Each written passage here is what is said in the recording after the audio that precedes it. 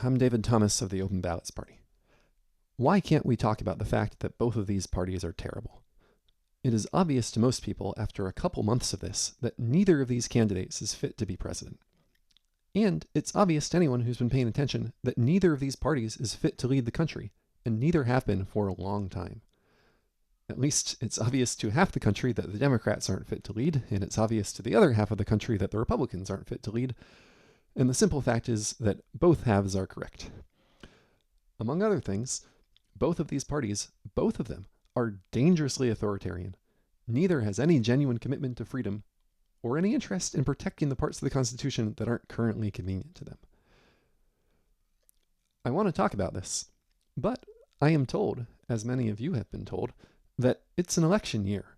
We need to close ranks around our candidate and forget our differences. Criticizing our own side can only help the other guys.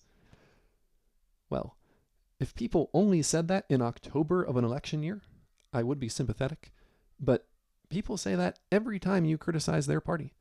They say it starting 18 months before an election, and there is an election to Congress every 2 years. So when are we allowed to talk about it? When are we allowed to criticize the major parties?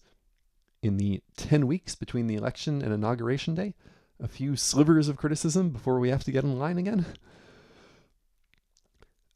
My party, the Open Ballots Party, wants to change elections so we can vote for as many candidates as we want.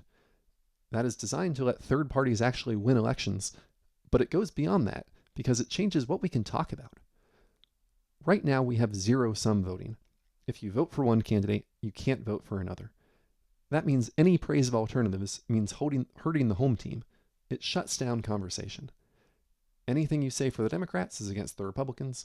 Anything you say for a third party is against whoever it is that your neighbors assume you're voting for.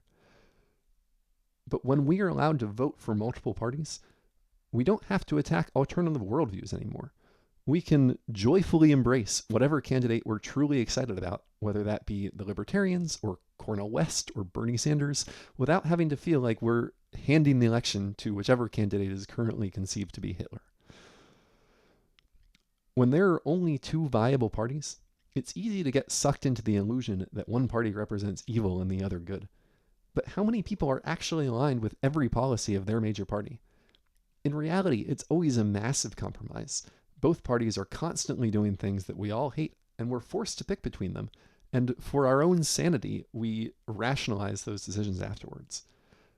There is a wider world out there than progressive and conservative, and we need to be allowed to talk about it if we're going to win the right to vote for it. Thank you for watching. We are the Open Ballots Party.